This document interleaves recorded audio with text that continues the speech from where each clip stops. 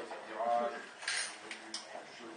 J'avais bien vu que, effectivement, la propension humaine à la passivité, il y avait des philosophes comme Fitch qui en avaient déjà parlé, etc. Bon, il me répond qu'il est content que je lui écrive, etc. Quoi.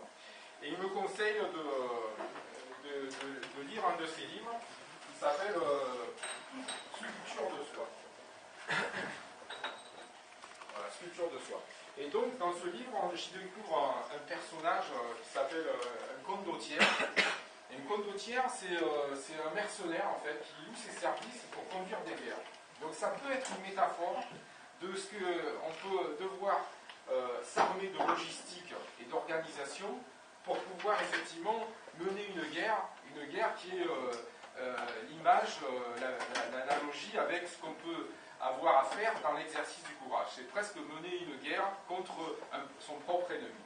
Et l'ennemi, effectivement, il était à l'intérieur de nous-mêmes, comme effectivement il était dit dans la pièce de Sartre, l'enfer, c'est les autres, non, l'enfer, il est à l'intérieur de nous-mêmes. Et d'ailleurs, cette notion d'enfer à l'intérieur de nous-mêmes, on la retrouve à travers toute la mythologie grecque, c'est-à-dire que Hercule, par exemple, dans les 12 travaux d'Hercule, chaque fois qu'il combat un monstre, en fait, le monstre lui montre le monstre qui est à l'intérieur de lui-même. C'est-à-dire le mot monstre et le mot montre sont exactement de la même étymologie. Donc chaque fois que Hercule combat un monstre, il combat le monstre, lui montre le monstre qui est à l'intérieur de lui-même. Et on retrouve cette notion où il faut se mettre en guerre contre quelque chose qui est effectivement, on résume tout ça par le déterminisme, le conditionnement de notre société, de notre éducation, etc.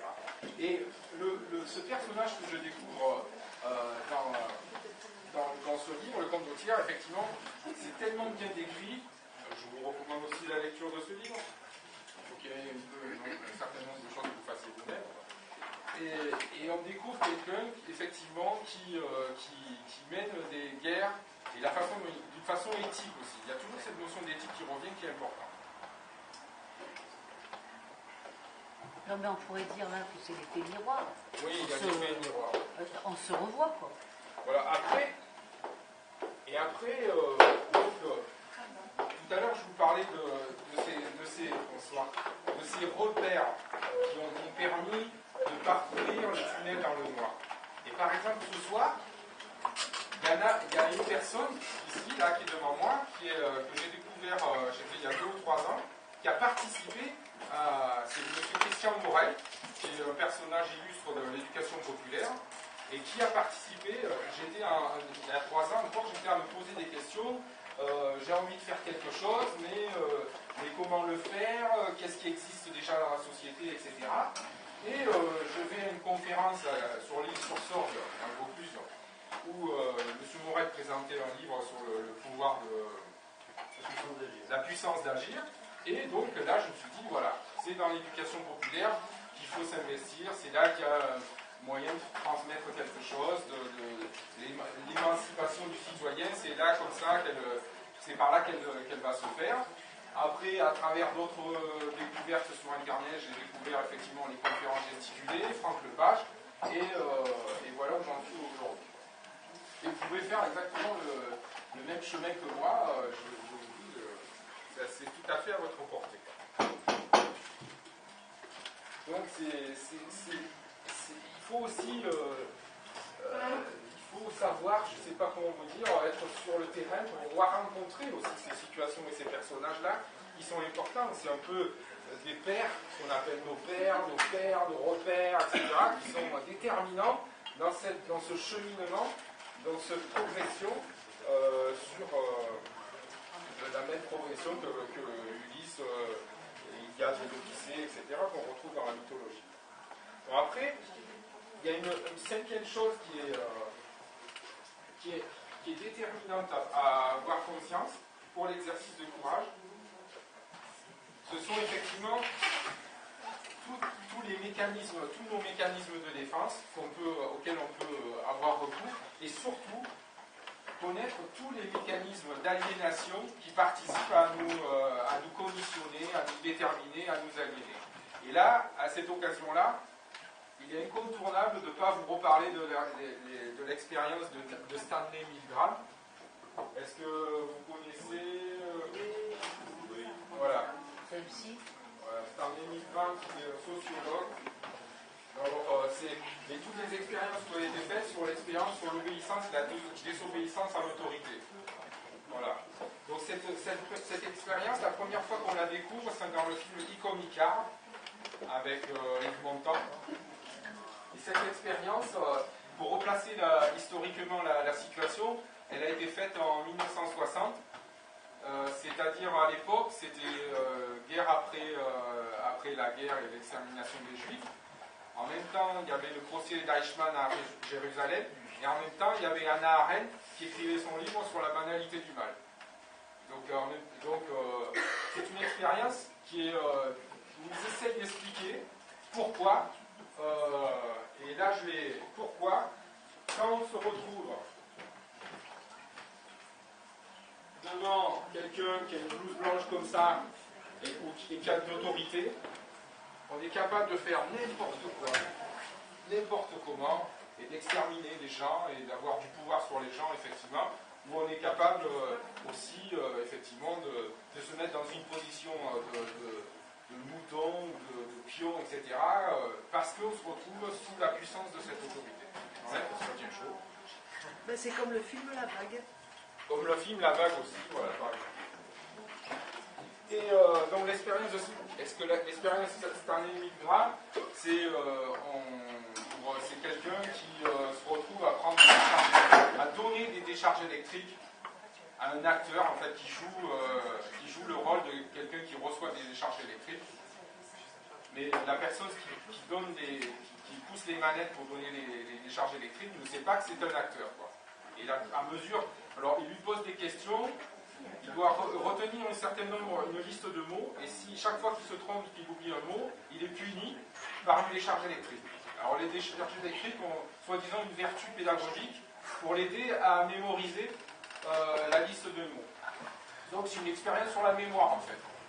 Et comme ça, si vous voulez, il y a 60% des gens qui sont allés à pousser les manettes pour donner des décharges électriques jusqu'à tuer la personne. Parce qu'ils sont atteints des voltages qui en théorie, si vous les recevez, ces voltages-là, vous êtes mort.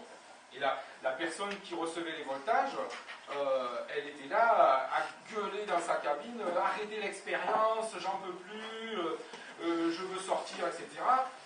Celui qui est là, qui a été choisi, qui est payé pour faire, qui est au courant de rien du tout, avec lui à côté, il y a le savant, il regarde le savant tout le temps, et se demander ce qu'il doit faire, le savant, il dit continuez pour le bien de l'expérience, etc.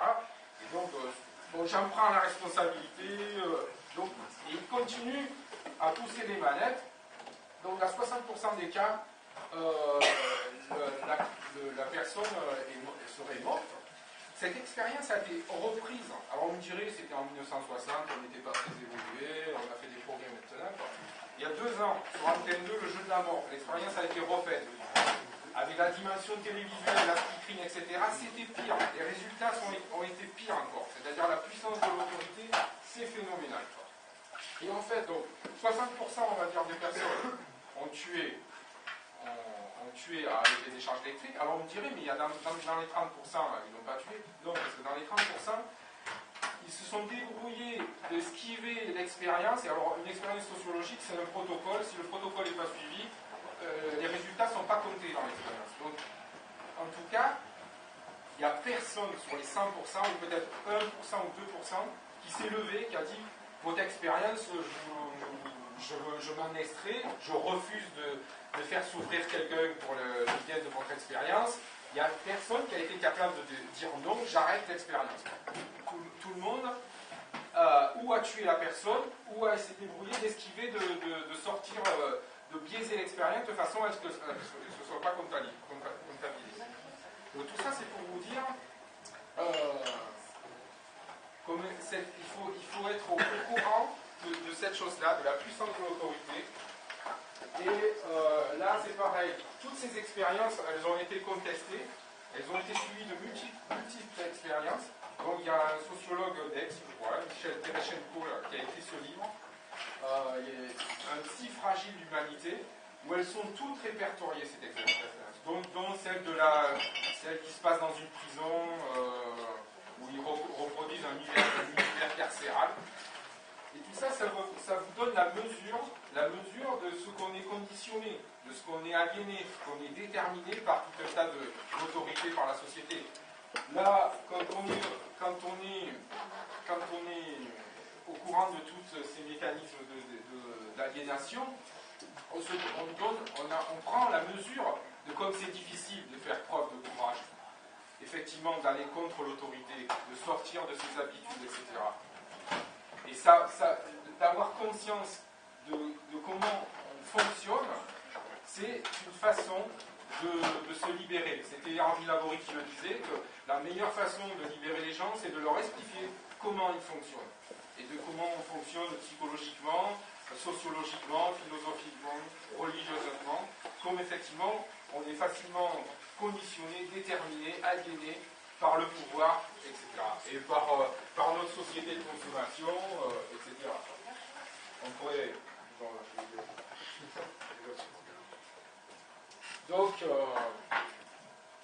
par exemple, j'ai essayé de savoir si au niveau de l'éducation, il y avait des choses qui étaient faites pour éveiller effectivement cette pensée critique. Parce que, par exemple, ce que je vous parlais, l'outil pédagogique du CODES qui était censé faire une action pour sensibiliser les enfants 11, 12, 13 ans au marketing publicitaire, comment ils pratiquaient pour nous endormir. Dans l'outil pédagogique du CODES, le principal outil, c'était l'initiation à la pensée critique. Donc j'ai fait des recherches sur Internet et j'ai trouvé qu'en 1998, il y avait effectivement l'Organisation mondiale de la santé et l'UNESCO qui avaient commandé un certain nombre de chercheurs une liste, leur ont dit donnez-nous une liste d'un savoir, un certain nombre de savoirs minimum psychoculturels qui participeraient dès le jeune âge à favoriser l'émergence de l'émancipation, de l'autonomie chez les individus. Donc ils ont fait un certain nombre de listes, ils ont défini un certain nombre de listes. Bon, ça n'a jamais été suivi des faits. Après, je retrouve Edgar Morin, qui pareil produit lui-même une liste, le minimum syndical des savoirs psychoculturels qu'il faudrait avoir acquis à un certain âge pour pouvoir s'estimer être des individus autonomes, responsables et avoir un minimum de pouvoir sur nous-mêmes contre l'aliénation du système, etc. Mais tout ça, c'est toujours pas suivi des faits. Parce que, de toute façon, c'est pas dans l'intérêt, et c'est là, si vous voulez, la visée politique de mon intervention, c'est pas dans l'intérêt de notre société capitaliste, pseudo-démocratique, de nous rendre aussi à la fois autonomes, responsables et de nous émanciper. Parce que sinon, toute la publicité qui nous parle comme si elle parle à des animaux, la publicité, elle a quatre façons essentiellement de nous parler. Soit par le matraquage, c'est-à-dire c'est l'expérience du chien de Pavlov, où on arrive à faire saliver un chien en faisant sonner une sonnette. La deuxième, c'est soit l'assimilation à un groupe sociologique, c'est-à-dire par exemple, si vous voyez une publicité, vous voyez Zidane qui vous vend de l'eau, vous allez acheter pas l'eau, bien sûr, vous allez acheter tout ce que représente l'univers sociologique de Zidane, etc. Ou vous imaginez que vous allez devenir riche comme Zidane parce que vous buvez l'eau comme Zidane, quoi. Après, la troisième façon, c'est tous les ressorts psychologiques, c'est-à-dire c'est là toutes les publicités où on voit énormément du sexe, toutes les questions de plaisir, de gourmandise, etc. qui sont utilisées. Et la quatrième façon, c'est l'argumentaire. Alors on me dirait que c'est celle-là la plus raisonnable, parce que c'est ça, quand on vous vend une voiture en vous disant la garantie, le taux de pollution, etc., on va dire, là on y parle en personne